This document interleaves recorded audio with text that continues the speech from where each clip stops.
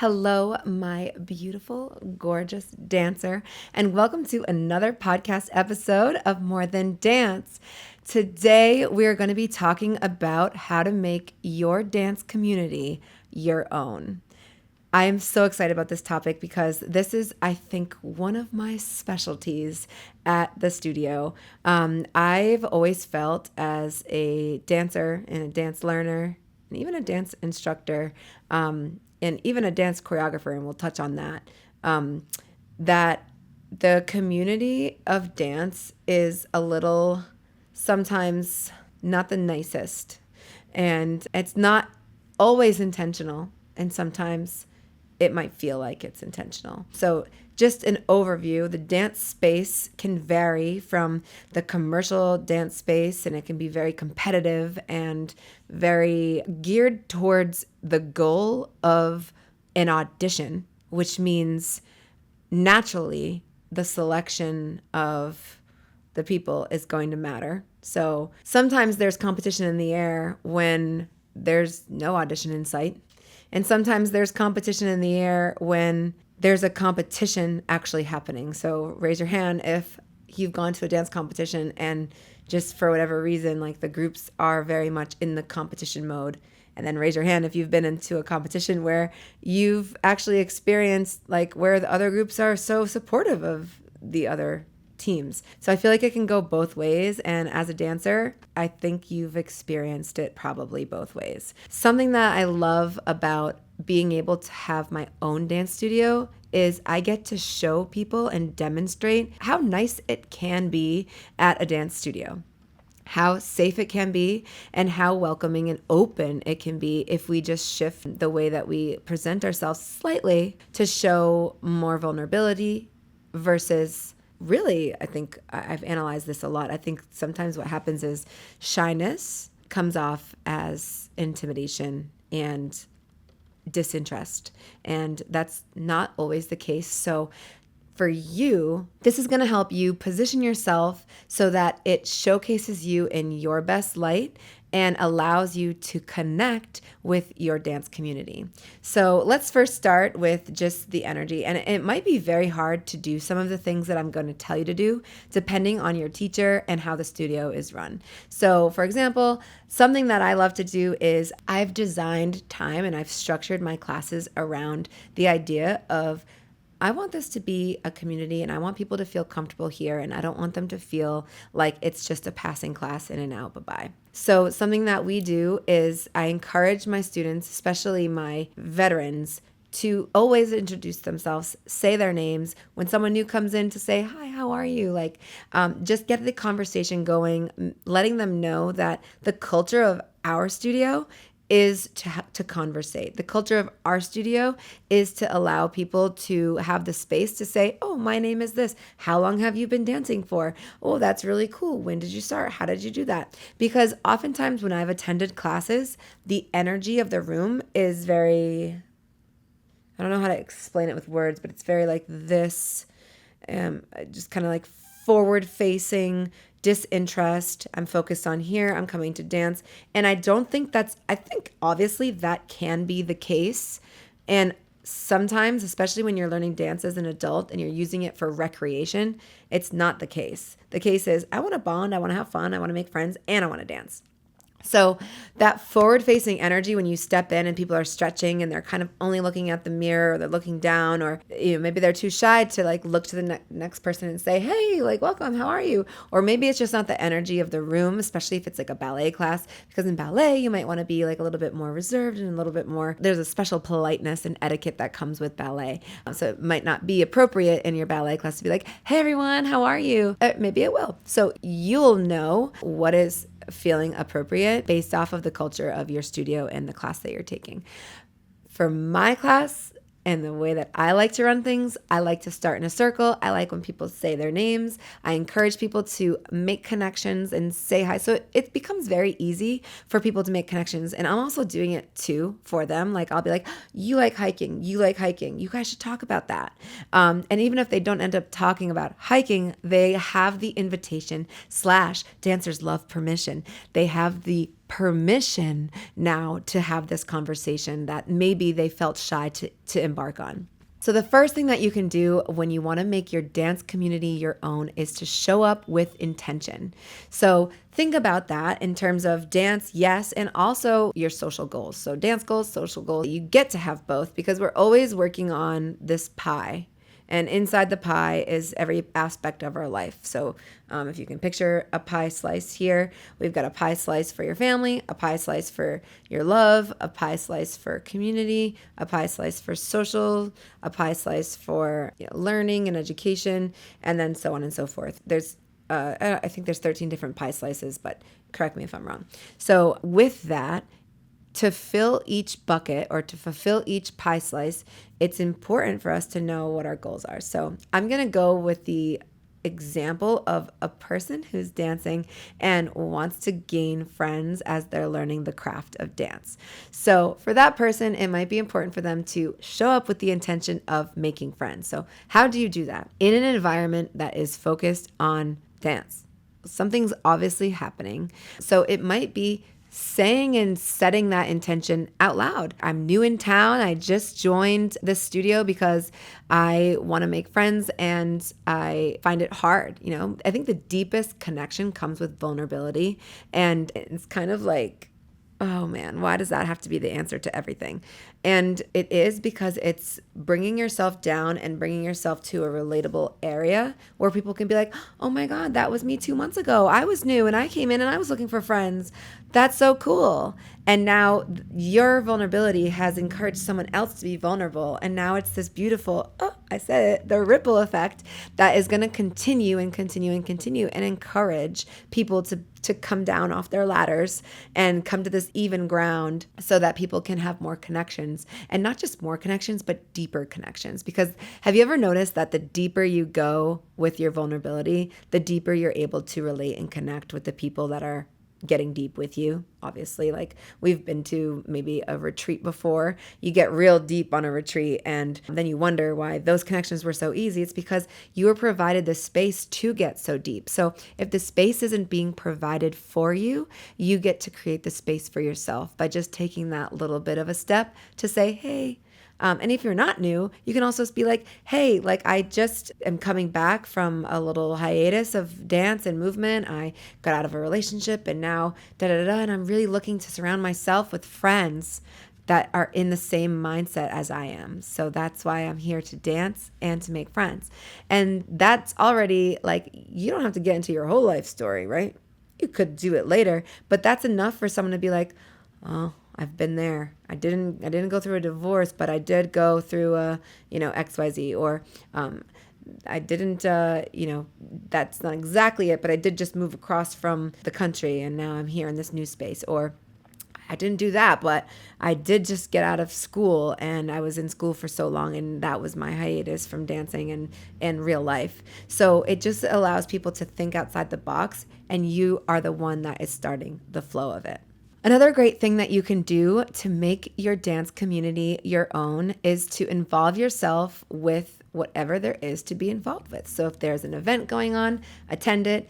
If you can volunteer for an event, ask to volunteer. Make connections and do what you can to find out more information about the studio. Because again, this idea of relatability is going to be important because it's going to provide you with opportunities to chime in. So for example, if we're about to do a dance and it's Halloween time and we're going to do, let's say, Candyman, Christina Aguilera, and then you did some research and you know that we did Christina Aguilera burlesque, if it comes up in the conversation like, oh, ha ha ha, like in the middle of class, like, remember that time we did, Christina Aguilera, you can be like, oh, I saw that. That was really cool. And the only reason why you would know that is because you did your research and maybe you looked at the studio's Instagram, the studio's YouTube, and you've been able to find these little treasures of things that are meaningful to the studio. And therefore you're able to relate. Now people think like, oh, wow, they know a little something. They care a little bit. So people put out what they get back. Right? We know this. This is the sign of like the equal exchange and the golden rule. And people are going to put more of an effort into you if you're putting an effort into them. And that's just point blank. That's how the world works. So don't be afraid to find out this information. It's not sleazy. It's not creepy. It's actually really, it's how high quality people move through life. So find out some information and use it to your advantage to connect and relate to the people you want to connect and relate to. The next, and this one might be obvious, but your digital connections. So think about your Instagram, think about the YouTube channel we kind of just touched on. Let's actually talk about this thing that we do at the studio, and your studio might have this, but we have a WhatsApp chat. And I invite people to go into this chat. And this is just a nice place for us to communicate about the events that we have coming up. It's kind of like a forum. And we go in and, maybe I'll drop the theme of the class, or I could say something positive about today, or what are you grateful for? And people chime in and they say what they say. And honestly, what happens from that, again, vulnerability, this is what comes of it. People will share off of that. And then from there, again, more connections are being made. So if there's not something like that at your studio, one, you could always ask or you can suggest that. Another thing is, hey, I saw you in class today. It was really nice to meet you. Again, maybe I'm looking to make some friends.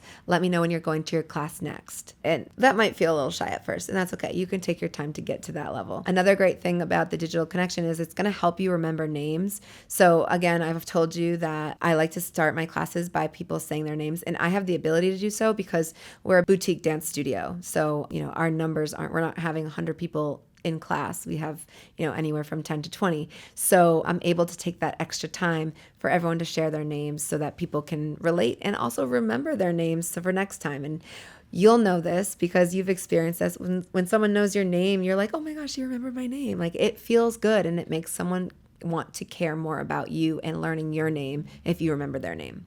Next is taking the initiative. So we've talked about coming in with intention, and we've talked a little bit about taking the initiative, but you can take more initiative than just saying and introducing yourself. For example, what I had just said before about, hey, when are you going to go to your next class? Like, I'd like to come with you. Or, hey, would you want to go grab coffee before we go to class? Or, hey, I'm thinking about going to this class. Like, I don't know, what I'm going to wear. What are you going to wear? Do you want to go shopping for outfits?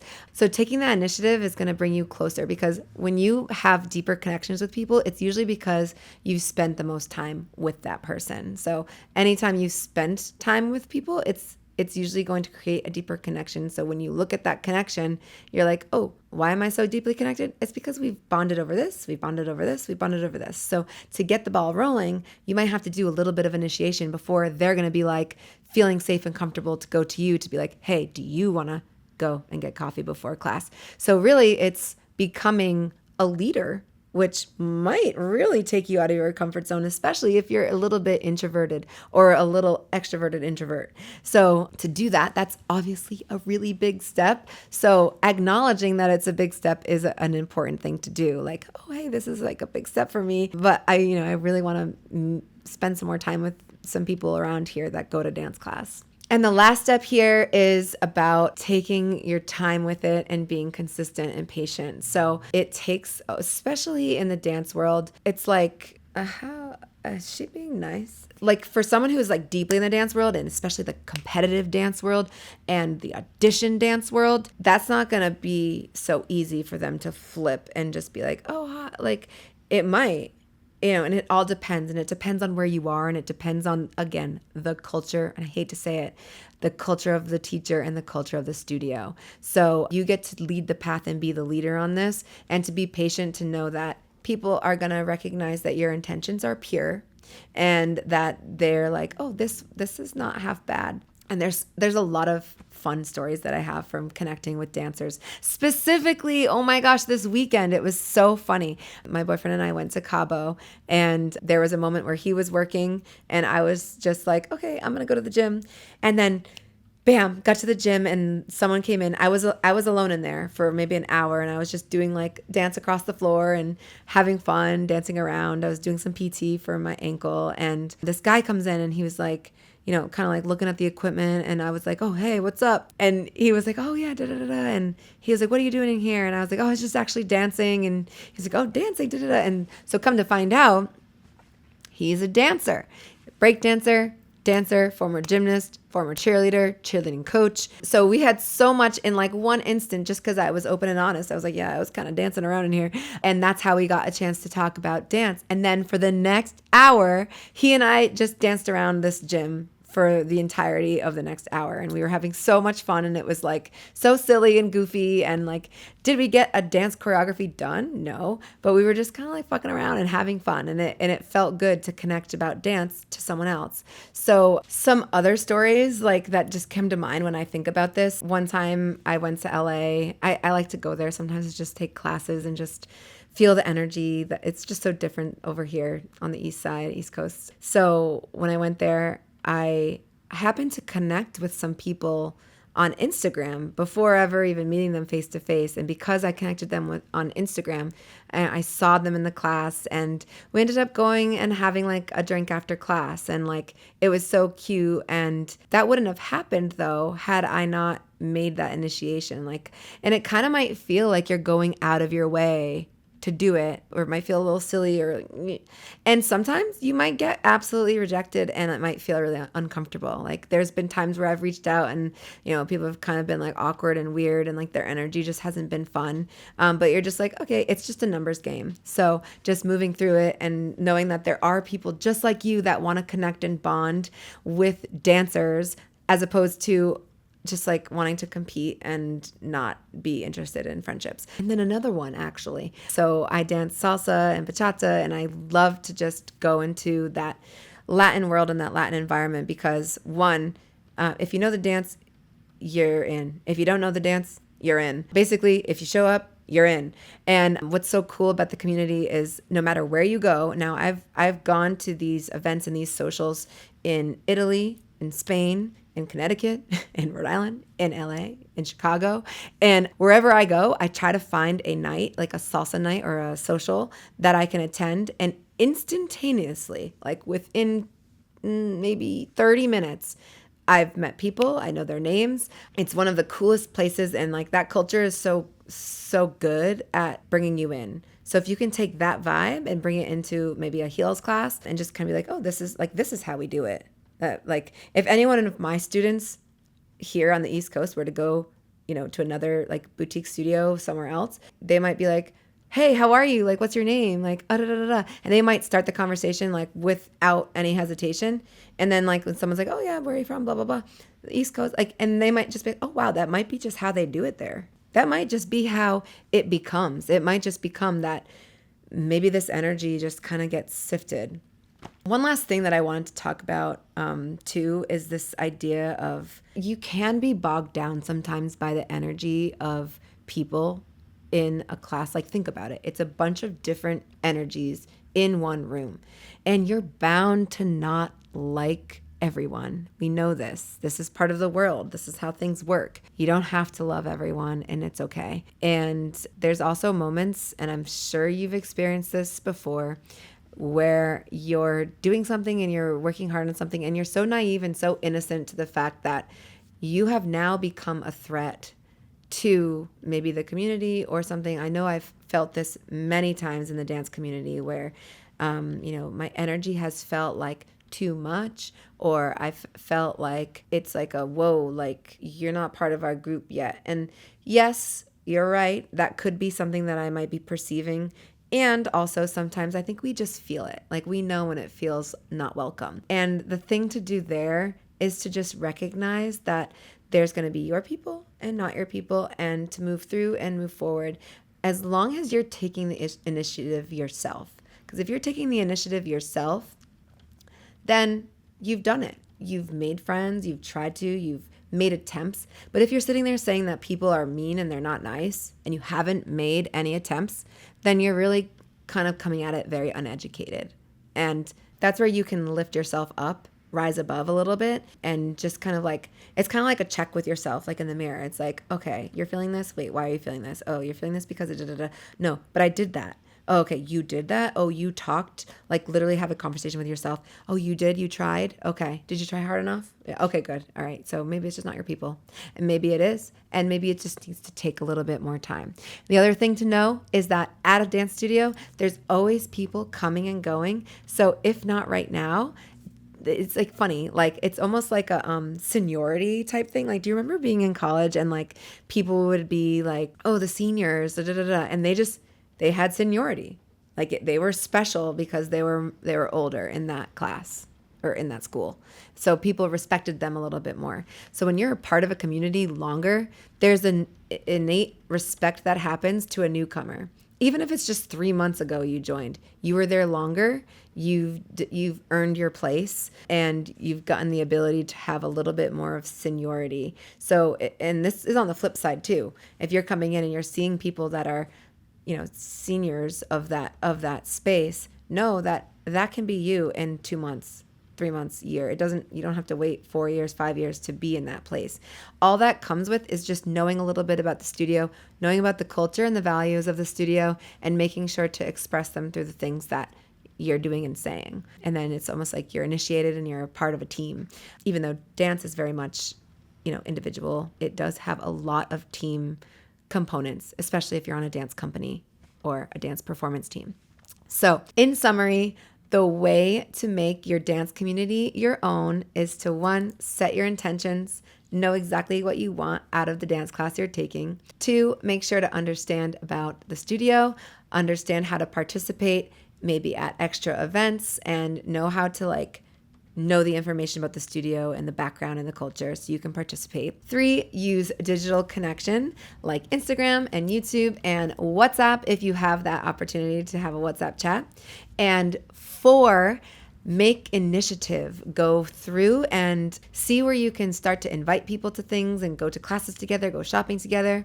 Five, be consistent and patient, and make sure that you understand that sometimes deep connections take deep work and deep time. And lastly, just remember that you wanting to make your dance community your own is such a great idea, because when you feel good in your community, that means that you're going to show up for yourself more, because that won't be an obstacle for you. It will no longer prevent you from going, because you'll be like, oh, my friends are there, I gotta go. So I hope that this was helpful for you, and I can't wait to see you on the dance floor or in the next podcast episode.